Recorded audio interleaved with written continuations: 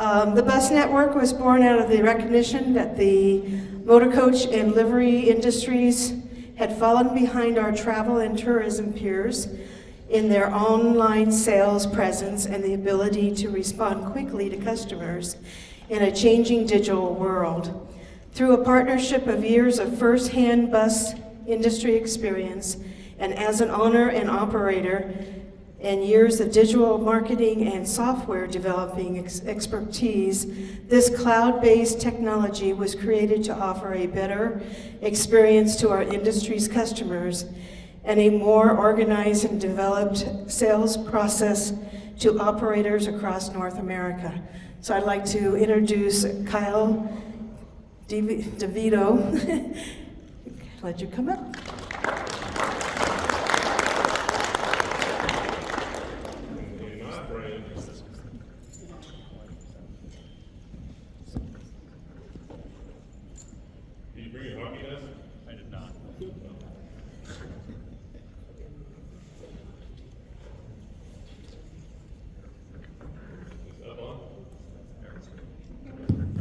Good morning, everyone. Good to see you all.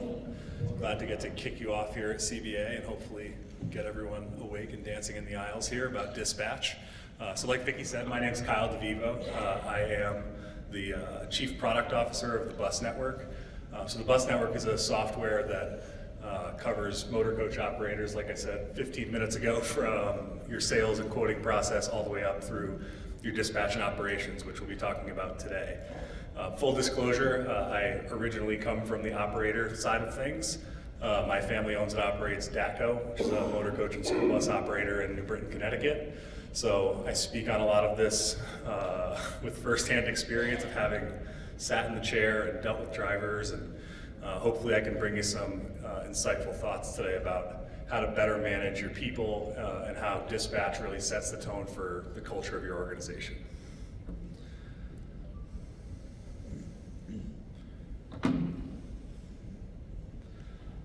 So you're going to see some statistics throughout the course of this, and I'll try to give those some context.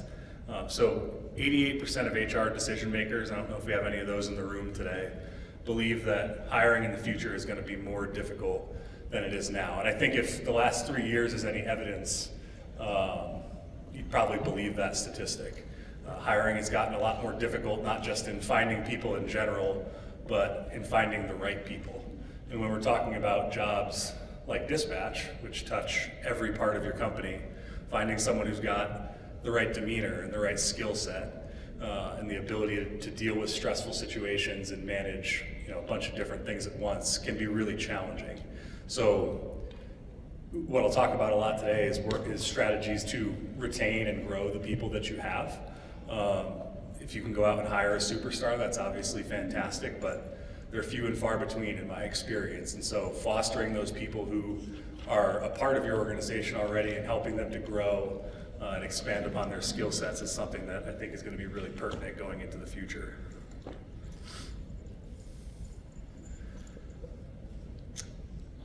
And, so so for all my operators in the room, who has enough drivers here? Anybody? My dad, so my dad and my grandpa, were both in the business, and I found a magazine from 1991, which is a year after I was born. And the cover story says, operators cite driver shortage as #1 problem. So this isn't a new issue, it's not something that's just come up, and it's probably something in some regard we'll deal with. All the manufacturers here, as soon as we get enough drivers, love to sell us a couple more buses, and then we all of a sudden don't have drivers again. And so it's a cyclical problem that we always deal with. And that really starts with dispatch and the culture that you create. If you think about your dispatcher, and some of you may be in the room, they touch every aspect of your company, whether it's your customers, your drivers, the sales staff, you as owners. They really touch every single aspect of what you do on a day-to-day basis, and they're such an important cog in what happens day to day. So I want to start with talking about what company culture is and what company culture isn't, because I think it's an important foundation for what we're going to be talking about today. So company culture is the values that you put forth as a company. It's what you impress upon your people that you want to give off as your brand, and the environment that you create for them to do their job in. It's the day-to-day experience that they're having as employees at your company. It's the feeling, and you'll hear me talk about feel a lot, but it's the way that they're feeling at your company and what they think when they think of you as a manager, but also you as a brand. And that's because when you have a healthy culture, you set clear expectations about what you want to happen. There's clear procedures about what's going to happen in certain situations. And that's a really critical piece of setting a reasonable baseline for someone to achieve. If there's not clarity around what somebody should do in certain scenarios, because you guys all know that, I mean, there's a million different scenarios that can come up in a day in dispatch. We don't know what bus is going to break down or what customer is going to be upset or what driver is not going to show up that day. But if we can be prepared and have a plan to set forth when those things inevitably happen, we are so much better prepared to not just solve those problems effectively, but also to do so in a way that doesn't cause all of us and your people immense stress. As operators, we'll all bend over backwards to solve problems, but doing so in a way that doesn't burn your people out and doesn't make them think about if they actually want to keep doing this job is also a really important piece of setting a strong culture as a company, so that you can feel not only proud of the solution that you came up with to a problem, but how you actually approached it, so that it just becomes part of your routine rather than always being this stressful fire drill that you're dealing with. So, and I want to be clear about this, all of these things are great, but company culture is not holiday events or birthday cards or foosball tables or the things you put in the break room for the drivers. They're all an important part of what people think about you.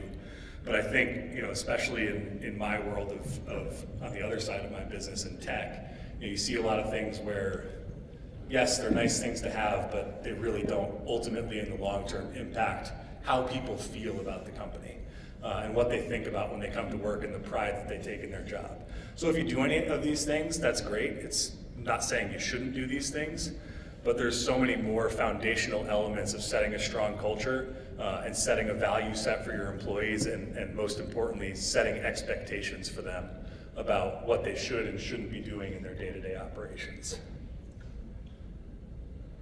So there's a lot of studies out there about why people leave their jobs. Can anybody out there think of a reason why somebody might leave their job? What's that? They don't like the owners, more money?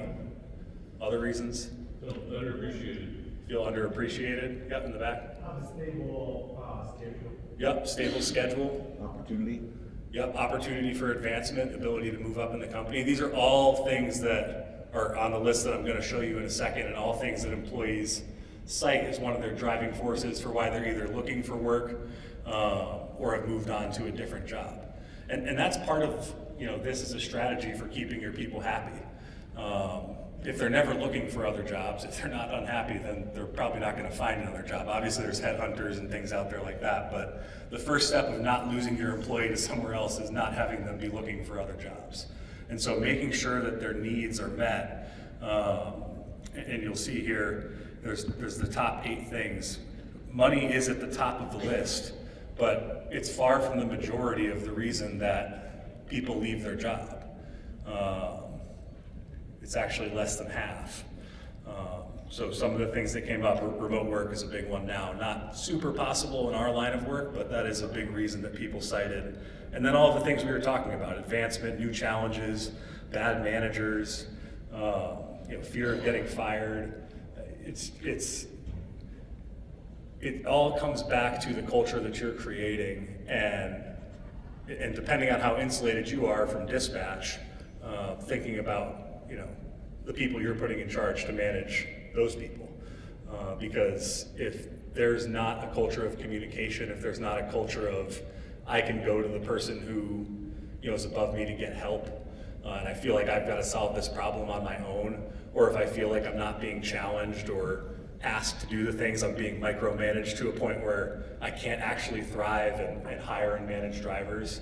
That leads people to get to a place where, again, on top of all the stress of the job, we haven't even gotten into all the different things that can happen in dispatch. If you just go to work every day and you don't feel challenged, or you feel overburdened, or you feel like there's not good communication, it's just going to set up a really bad environment where people can start to feel resentment really quick, especially as those stressful situations arise where they're called upon to act and to fix the problems that arise, over the course of a day. We've all been there. We've all gotten the calls on Saturdays or night in the middle of the night.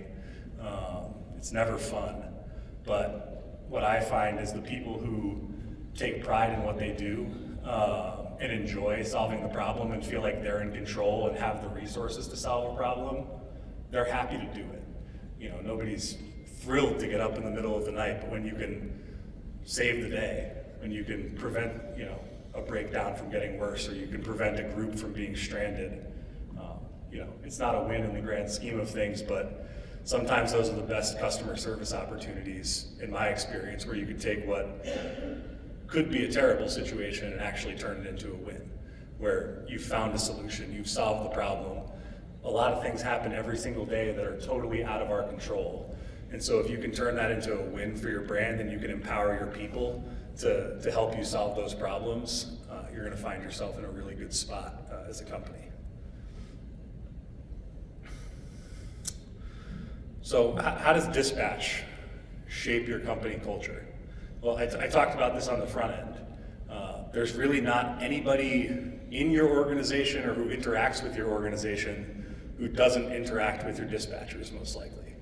Whether it's a customer or sales or really anybody, everybody's got to kind of run through dispatch to ultimately either get their work assignment or talk about a trip and how we're going to cover it, or a customer calling in with a question. Those folks in dispatch have to be prepared for pretty much anything. And having routines and I'll talk about routines in a little bit, but having routines and having procedures that you can fall back on, so that it's not so much I'm figuring this out on the fly. Because I find when people wing it, if you will, that's when we can get ourselves into trouble, especially with how regulated our industry is and things like that. Winging it is not typically a great plan. Sometimes it works out, sometimes it's necessary, but not always the best thing to plan on. And they're interacting, for the owners in the room. I mean, they're probably interacting with your people, and certainly your drivers, more than you are.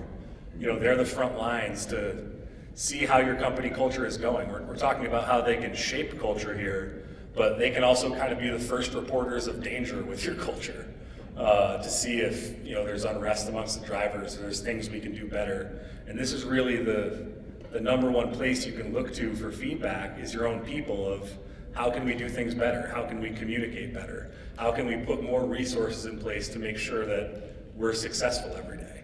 And so use that as a resource, because they have as much or more interaction with your people than most of the people in this room. So they can be really valuable in terms of helping to shape the things that we'll talk about and the strategies that you can employ to set a stronger company culture. This is a picture of me in dispatch on a Saturday. The realities of operations are that it can be really frustrating. And people can reach their boiling point. It's not to say that any of the other jobs that we have at our companies are easy, because they're not. But when you're dealing with frustrated customers, and say you've got a breakdown, the driver's frustrated, the customer's frustrated, you're frustrated, tensions are really high. And if there's not things that you can start to put in place immediately to start solving that problem, and everyone's just kind of left staring at each other feeling angry, it can lead to situations, hopefully not quite like that, but where people are boiling over and they're feeling really frustrated with what they're doing. And so having a plan, communicating, what's going to happen and how we're going to start to solve a problem is really important to avoid getting to this point. So what do we do? I've talked a lot about how challenging it is to be a dispatcher so far, which I don't think was news to anybody in this room. The first thing is communication. Making sure that when we have information that's appropriate to be shared, across the people who need to have it, that we're sharing it as soon as we can. And that goes multiple ways. I'll talk about the different kind of lines of communication that might exist within your organization and things that you might want to think about to improve those. I'll talk a little bit about United Airlines here for a second. So United, not necessarily my airline of choice, but they, a few years back, did a customer service, or I guess had a customer service survey done across the industry, and they scored the worst for customer service amongst the major airlines, which is obviously a problem for them and something that they had to address. And essentially what they did is, the biggest piece of feedback that they got was both from their customers and their people that information wasn't being communicated in a timely fashion. That was really what they boiled everything down to. So when there were delays or changes, by the time everyone found out about the problem, it was already too late to find a solution. So, the best example of how they started to fix this was they developed a platform where, a customer, we've all been there running from gate to gate at the airport. They developed a platform where they could actually identify and predict if a customer comes in on a flight and they've got a connecting flight, how much time it was going to take them to get from one gate to the other so that they can make an assessment of how long they should leave that flight open to make sure the passenger could get there in time. And they invested in customer service applications and customer service people to make sure that people had an easier time and could communicate with someone specifically to change their flight or monitor delays or change their itinerary on the same day. And in doing all of those things, and there's a bunch of case studies on this that you could read up on if you're really interested in it. But the point is, by investing in that communication and making information available at the same time to their customers and their people as it was available to them being the organization, they drastically improved not only how customers felt about their organization, but how their own people felt about the organization. Because again, no employee likes being screamed at. If your customers are having a bad experience and you're a customer service oriented business like United is and like we are, that's going to reflect poorly on all of us. It's going to create a negative experience for our drivers, our dispatchers, our salespeople, and all of us, quite frankly. So the more that we can strive to create those positive interactions and positive experiences by communicating well, the better we're going to be setting ourselves up to be successful. So there's a lot of different lines of communication in an organization, and I'll talk about each of those here. The first is management to dispatch. I know I'm as guilty of this as anybody, because after my dispatching years, I moved over to the sales side, and I would frequently go out and meet with customers, and we'd talk about, we'll just call it a big event. Don't worry about what the event is, but we all have those big events where we've got an opportunity to run several or a lot of buses, and we know about it. But how have we communicated that down to everyone else in the organization? We may know we've got this big event that we're now planning for, but meanwhile your drivers and your dispatchers are planning the rest of their lives outside of work.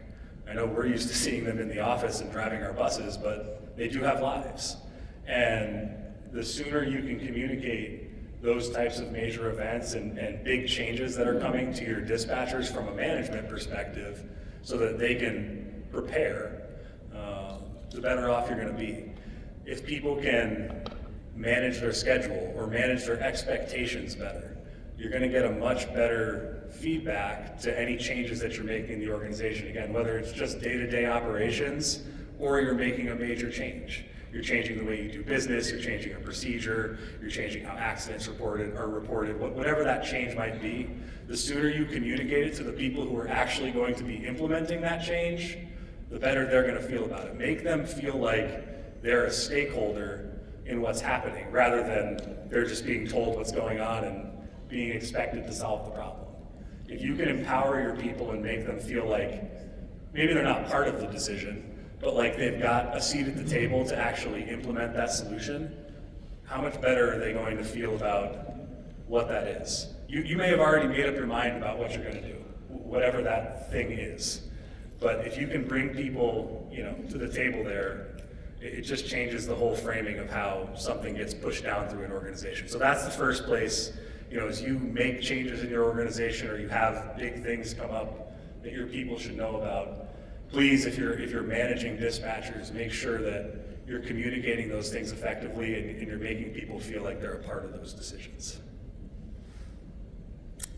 Fairly obvious one here, dispatch to drivers.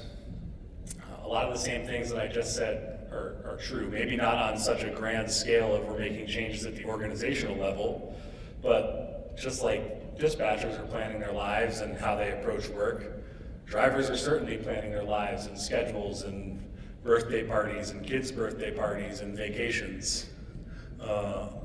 And the sooner that you can communicate things that they need to do or when you need them,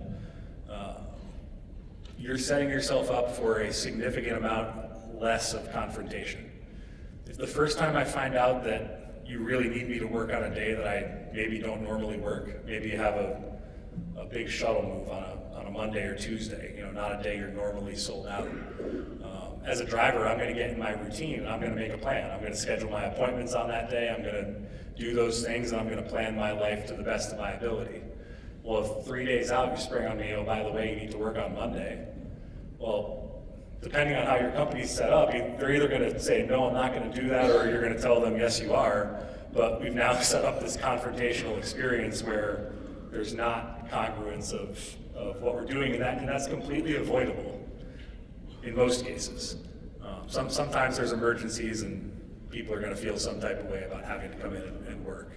But as soon as you know things, as soon as you know you're going to have a busy day and you're going to need all hands on deck, even if you don't know who's going to drive what, please communicate that down through your organizations. I promise it will go such a long way in helping to set a tone and set an expectation with drivers that you're going to be transparent with them and that you're going to communicate when you need them. And that way they'll start to understand that when you say, I need you, they believe you. I've had several dispatchers at my company where the answer is always, I need you, and it's an emergency, and that gets old after a while for anybody. If everything is an emergency, if everything is stressful, if the world is falling every day, it starts to become like the boy who cried wolf, right? It becomes hard to believe from anybody's perspective that everything's always an emergency. And in a lot of cases, that's because of poor planning on our part as management or dispatch. So making sure that we're communicating to drivers effectively when we know things come up or when things have changed. It might be the opposite. It might be you were working and I don't need you to work anymore. But please communicate things as soon as you can and with as much information as you possibly have and can communicate, because it'll just set a better framework for how you communicate with your people. This is a fun one. Dispatch to sales. This is what I like to call the tug of war. Dispatch wants to operate buses, sales wants to sell buses. And I've sat in both chairs, so been on both sides of the tug of war, as I'm sure many of you have, where sales and sometimes owners want to sell more buses and dispatch is faced with the reality of, I need to find people to put in those buses or buses to run.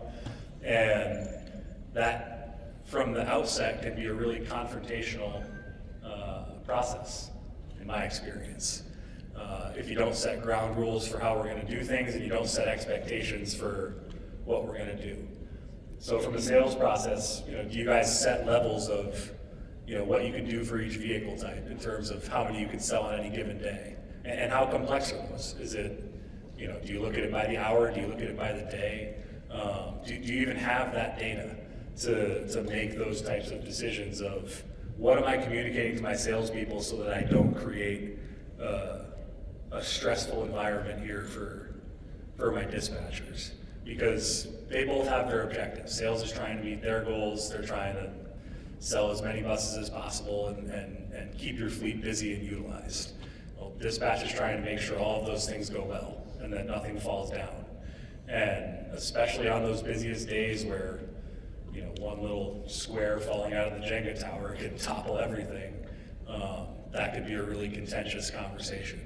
And so going up a level to this pipeline, if you can set, if you're in sales or you are a manager, if you can help to set ground rules for these discussions of what we're going to do and how we're going to do it, and not have that just be a fluid situation. We go off of our gut a lot in the industry, and that's okay. You can go with your gut sometimes of, should I take this trip, or can I do it, or can I fit this in? That's part of what we do. But if you can set clear ground rules for how dispatch and sales are going to interact, and moreover, you know, more than are we going to take work or are we not going to take work, also setting expectations for who is responsible for what. When something has gone wrong, when we've failed at a trip, or we've missed a detail, or something goes wrong that leads to a customer having a bad experience, I find that's when the finger pointing could start. This person didn't confirm the trip, or this person didn't confirm the driver. And so think about your processes here for a second and ask, do you have good data on who's responsible for what? And then moreover, do you have a good accountability system in place to make sure that everyone's doing the things that they are responsible for? Do you have a log of who's confirmed drivers and when? Do you have a log of who's followed up with a customer and what changes have been made to a trip? Because I find it goes back to what I was talking about before, where we all kind of reach our boiling point when something's gone wrong. If the data's in front of you, mistakes happen. We're not trying to make anybody's job more frustrating or pin things on somebody.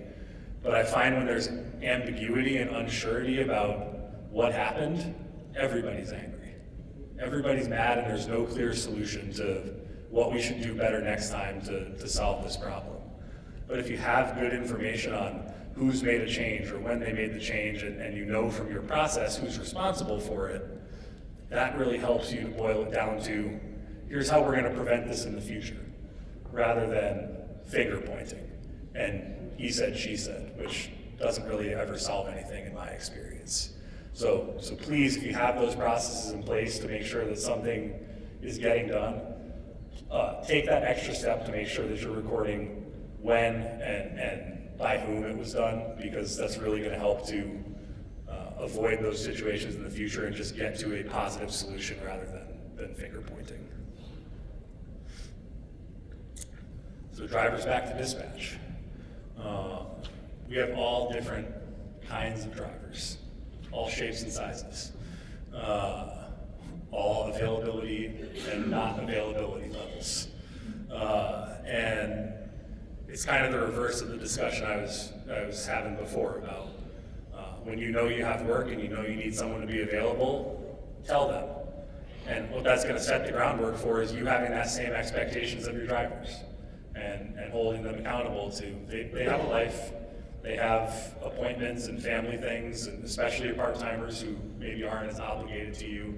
They've got other things going on that are going to come up. But the sooner we all communicate and can plan around those things, the better the overall operation is going to function. And setting that two-way street of expectations where you're going to communicate well with drivers when you know trips are available, but in return they're going to communicate with you when they are available or not available. It sets you up to make good decisions in your processes. If you know you have more drivers than you normally would available on a certain day, now you've empowered everybody in your process to make more informed decisions instead of just guessing. If I'm guessing that most Saturdays I have 14 drivers available, I could be right, I could be wrong. But if I've taken the time to survey my drivers and see when they are going to be available or when they're not going to be available, don't get me wrong, I'm not sitting up here and telling you that by doing this, you're going to know exactly when all your drivers are going to show up and everything's going to be perfect. That's not the message here. But if you can set those lines of communications in place where you do communicate both ways, you have so much of a better chance of achieving what you're trying to, which is a smooth operation that where everything goes well. So set up those lines of communication, both from drivers to dispatch and dispatch to drivers, and please record that information so that it's transparent to everybody in the organization, all the way up through the sales process, because that can really inform what you do, and it can save time as well. If I'm dealing with a quote on the sales side for a relatively busy day, if we don't have those processes. Good? Still on? No? Just use the other one. Use the other one.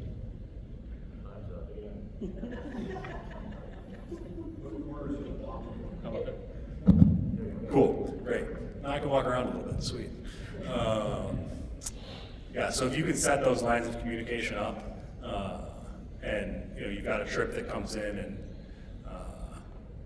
you don't know if you can do it. If you're sitting in the sales chair that day, if you know exactly what drivers are available or not, you can make an informed decision, not necessarily on the spot, but after a careful review of, can I take this trip or not? If you don't have that information, the rest of your day is going to look like calling dispatch to call 7 drivers to see if they're available. And now your whole operation is significantly less efficient and more stressful because you didn't do the work on the front end to have that channel of communication and have that information in advance. And so it just makes your whole organization grind to a halt when everybody at every level has to stop what they're doing and figure out, can we do this or can we not? And I'm talking about one specific example with responding to a quote, but that's true with everything that we do. And I think crisis communication is the next one. The same thing goes for how we communicate with each other. And I'm talking about the people in this room and our peers in the industry. When we're having a crisis, when we have a breakdown, when something has gone wrong, if this is the first time I'm thinking about which of my fellow operators in the area might be able to bail me out of this situation or help me here, you're not starting from a good place. The clock has already started when you find out about an emergency. The tire is already flat. The bus is already derated and sitting on the side of the road. What are you going to do to solve that problem? Are you a step ahead of finding a solution, or are you just dusting off the playbook to figure out what you're going to do? And I mean, all of these shows, and I'll commend CBA and I'll commend all of the associations. One thing our industry is great at, and Vicki said it, I met a lot of you guys virtually on buses and beer, when we were all shut down. This industry, for all the things that are challenging about it, we do, for the most part, have each other's backs and communicate well with each other. And when a problem arises, we can envision ourselves in that same place. And I always think of it as bus industry karma. I would like to, help people solve their problems in the hopes that someday when my company inevitably has a problem, that they would do the same for me. And that's always been true in my experience. If you help people out, they're going to turn around and help you back. And so how do you communicate with each other, and how do you set the table to make sure that when things are going wrong, that you've got a good plan? And do your dispatchers at each of your companies know each other? I think it's helpful if you know who's working when, and what the process is of, hey, if I have a bus broken down and I call Vicki, what process does Vicki want me to follow to find a solution to my problem? And if we know that and we're one step ahead with each of these things, again, it goes back to just trying to create a more efficient process to solve things that come up in the day-to-day of what we're doing, whether it's normal business operations or it's a crisis. Yeah, so it's kind of a hokey slide, but however much you're currently communicating, do it more. Put things in place where people know what's going on and also know what to expect when they come into work every day.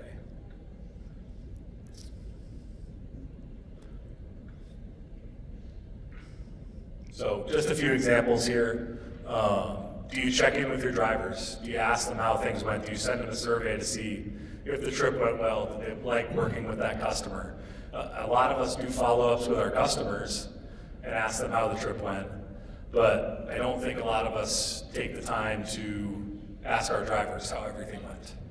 We get their information back, we get their paperwork, and we do all of that, but do we actually take the time to ask them how did things go, and is there anything we could do better next time? Or were there any challenges that we could have avoided by preparing better? Do you give updates to your people? Do they know what's going on at your company? We've kind of got the whole playbook and field in front of us in our minds of what we do when we run the company every day, but do your people know what's going on? Do they know about the new contract that you got? So that when that customer calls in expecting to be able to book a bus or figure out their driver information, their answer's not, I've never talked to you before and I don't know who you are. Do you communicate those things well throughout your organization so that people are prepared for the things that are going to come across? They're going to come across in the day-to-day. Oops. So we had that when our new owner showed up and no one had a clue. yeah, it's never a good feeling. Sorry, you get the memo. It's never a good feeling to be. Sometimes it's a good feeling to be surprised by something like a birthday call, but it's never a good thing to be surprised with, a new company policy or a new way we're going to be doing things, or here's a giant pile of work that I'm handing to you, congratulations. That's never a good feeling for anybody. So just make sure it's big or even seemingly small, things that may seem small to you happen in your company, make sure you're communicating those across the organization. And all of these things are important, but it's really just to say, what are the little things that you're doing to check in with people and make them feel heard? Your drivers and your dispatchers feel like they have a feedback loop so that you can improve your company and they can improve how they feel about it. So communication was the first of the big three here. Routine is going to be number two. Routines are really the foundation of routines and procedures are both a little bit synonymous, but they're really the foundation of what we do every day. It's how we are productive and efficient as an organization. If you don't have routines, it goes back to the concept of everything being an emergency that I was talking about before. If every single situation that you come across is an emergency, that job, whatever it is going to be infinitely more stressful than it needs to be if there's not a plan and we don't know how we're going to respond. So by having routines and by setting expectations for people, you're setting yourself up to be much more successful. They help you to create balance. I mean, we're talking about dispatch here, but who has a routine in their life?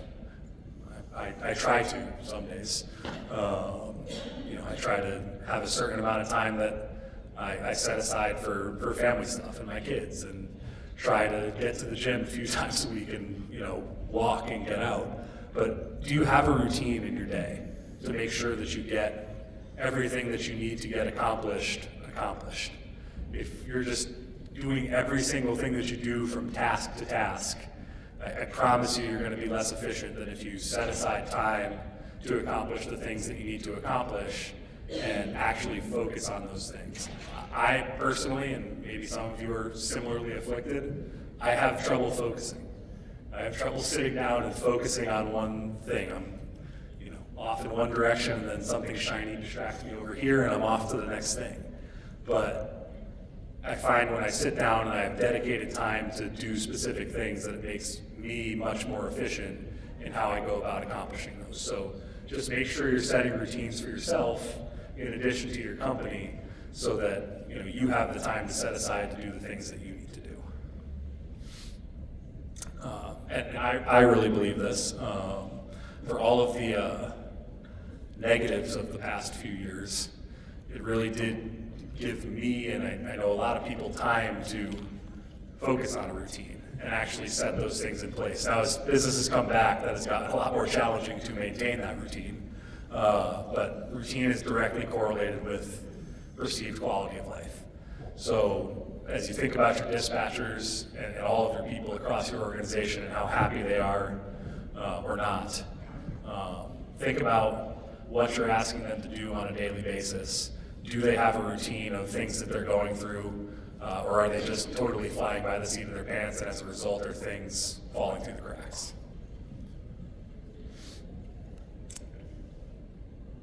I think this one's fairly obvious. But if your employment increases your quality of life, you're a lot less likely to look for a job. If you go to work and you're proud of what you do, and you feel a sense of accomplishment when you solve problems, and you feel empowered to be the person who can go out and actually solve those problems, you're a lot less likely to be looking for work or go find a different job. If you're constantly taking orders from people and you don't feel like you have solutions and you don't feel supported by your organization, the exact opposite is going to be true. And you're going to be going all the way back to the first slide here of 88% of HR managers say they think hiring is going to get more difficult, not easier. So how are you using routines and procedures in your organization to set up a successful culture to make sure that your people feel like they're supported and that you've got their back at work?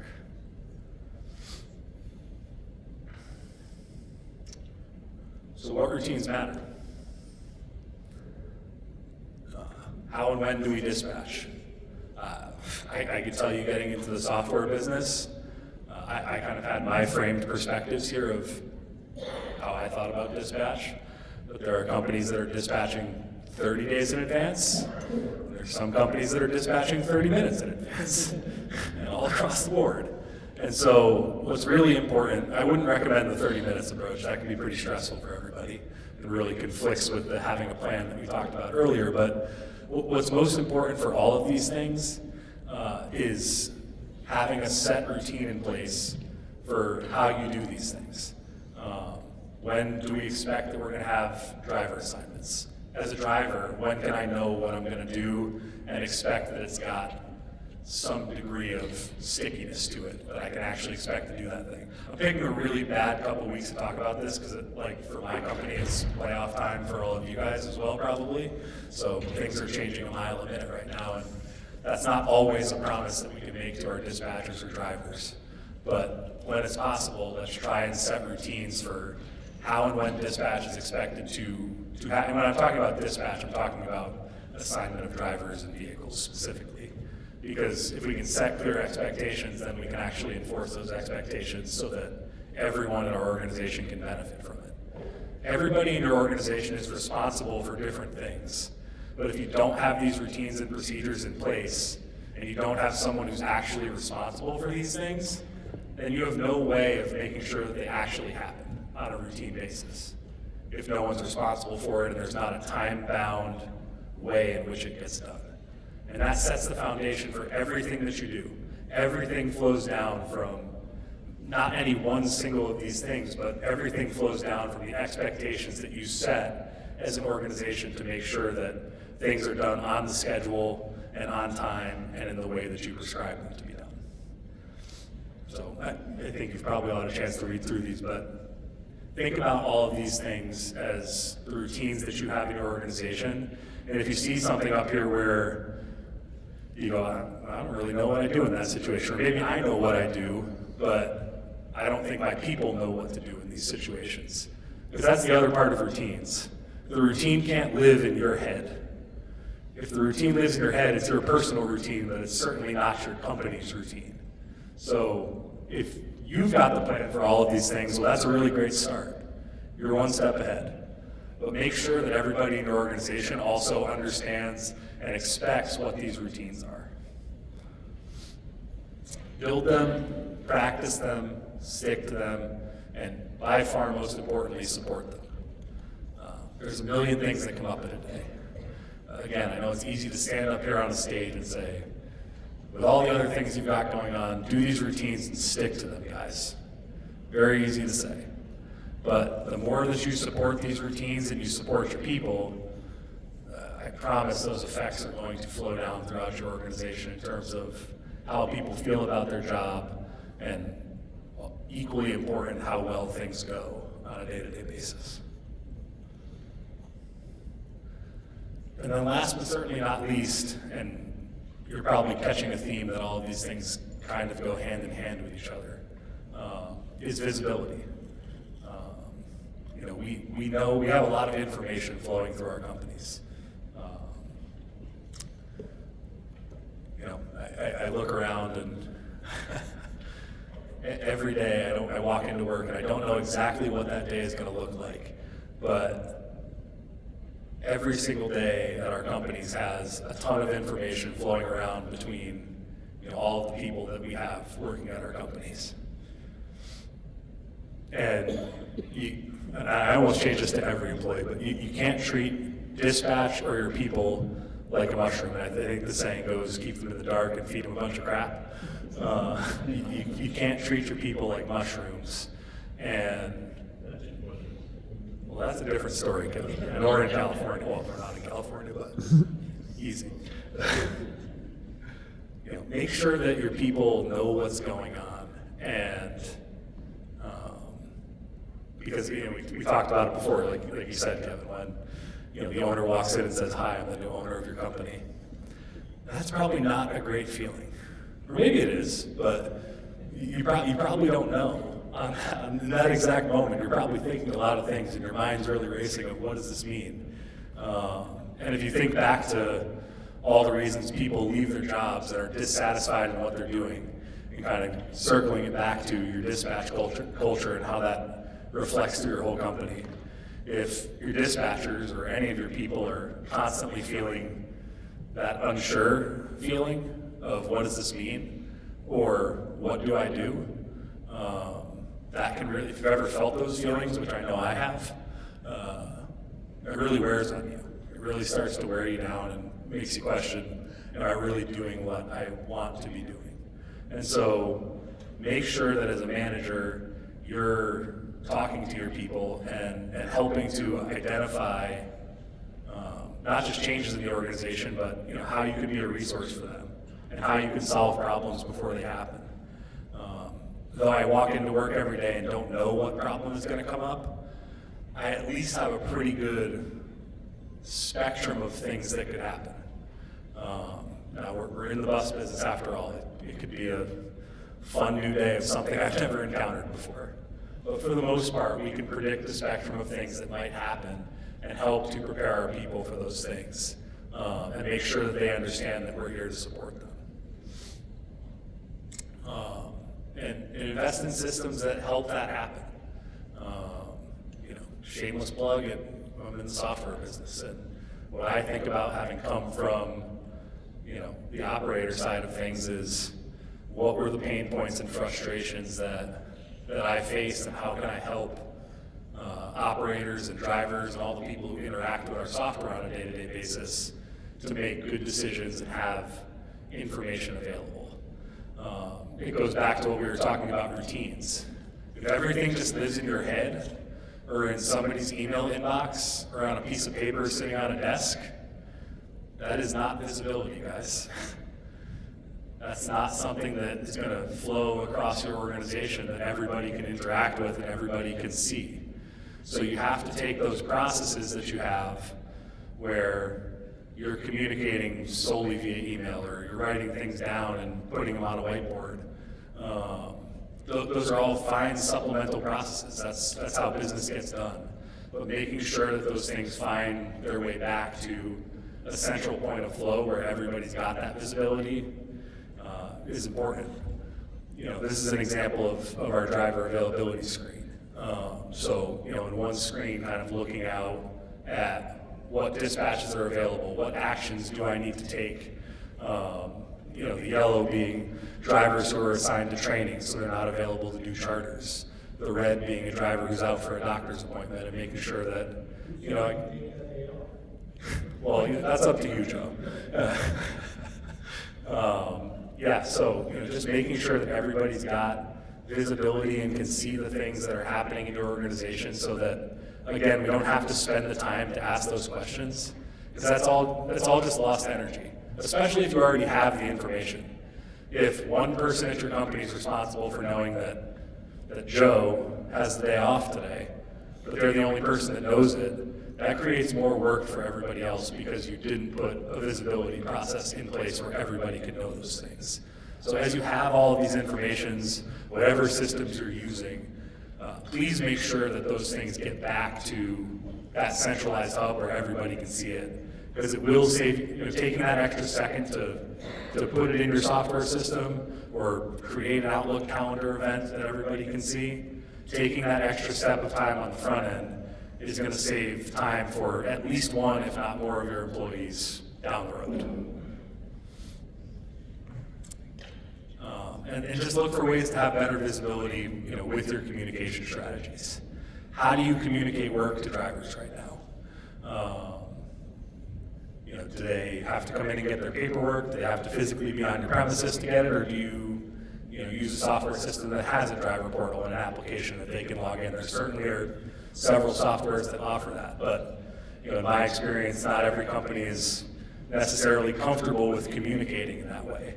And what I would ask of all of you is that you take those steps, and there's a lot of great options out there when it comes to software, but take the technology that we've put forth and take a chance with it, because though you may not be comfortable and you kind of may prefer to have paperwork and things like that, as times change, certain people may want to have things via text and notifications in that way, or get things through a portal where they can kind of access it on their own time.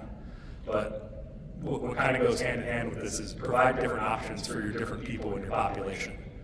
If you think about your dispatchers or drivers, they probably run across an entire spectrum of technical abilities and how they like to go about their day. So if you can provide different options that all flow back to a central source of truth for that information, that can really help you to improve your visibility and your communication strategy, because you may have a driver that's there every day, just like the clock turns, and they get their paperwork, and you can rely on that person, and that's fine. And you may have some newer drivers who you've got to communicate with 3 different ways. And that's part of the changing landscape of our business that as operators, you've got to be prepared to deal with and communicate with people in different ways. Oh, I was supposed to work today? Yeah, exactly. And that should never be something that comes up. I mean, there should be, it goes back to the procedures and the routines. Like, that's going to happen. But if you have expectations in place of people scheduling themselves for work and actually accepting assignments and identifying that they've done that and recording that data, you're setting yourself up to not have those types of situations. So just find ways that you can use tools that are available to you to manage these processes. You don't have to do it all by yourself. There are, whether it's my software or other softwares or things that don't have anything to do with what the services are that we provide. You can find these tools out there to help improve visibility across your organization, make sure people have access to data that they should have access to, and that it's not just living in these silos across our organization where only certain people can get to it. Obviously, there are certain things that everyone's not privy to. Everyone can't always see pricing information or employment information or whatever it might be. But as it pertains to booking data and what drivers are doing and how we dispatch, those are all things that should be communicated widely and effectively and with procedures as to how they're going to go and how we're going to do them. And make sure that that's done in a way where it happens as soon as you have the information to give to people. And I'm a big believer that having a centralized system and using tools to help yourself with this is the best thing that you can do as an operator. So, wrapping it up, just to summarize here, communicate more, develop routines, increase visibility. These are going to be the keys to making sure that your people come to work every day and have a plan to achieve success and feel good about what they do and feel like they're in a position to solve problems when they come up. And these are not things that happen overnight. I'm not perfect at any of these things, and I doubt anyone in this room has all of these procedures in place today, to walk back to your organization and say, I'm good. But try to identify those areas in your organization where you can communicate better, or, hey, that was a process that I saw up on the screen that we don't have a routine for, that maybe we should develop one. Or how can I make sure to take this information that's living in this one place and communicated across our organization. All of those things are going to lead back to a happier workforce and you not having to be out there every day chasing and training new employees to replace the people that were frustrated and left. So I hope this has been helpful. If you guys have any questions, please let me know, but just remember, company culture is how your employees feel about your company, and it is something that you can do, and it is a game you can win. So thank you, everybody. Appreciate it.